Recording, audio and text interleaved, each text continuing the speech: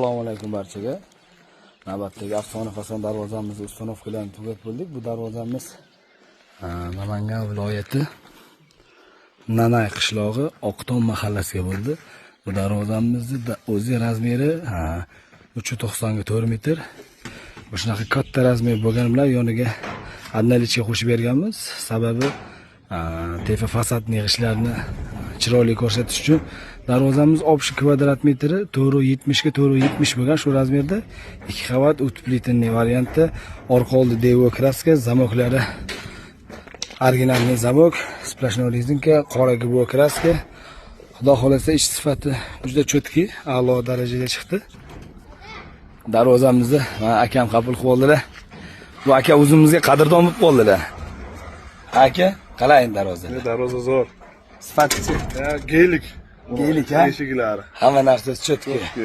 Akam o'zi qabul qilib oldi. Bu akam bilan haqiqiy endi qadrdon bo'lib qoldi. Xudo xolasa bu mana akam bo'lib qoldilar endi. Bo'ldi. Padeshkadamizda endi. Padeshkadan. Menga o'rgatasiz aka. Qulluq bo'lsin aka, yaxshi kunlarga ochib yopilsin. Darvozani ko'ring. Boshqa narsada baribir.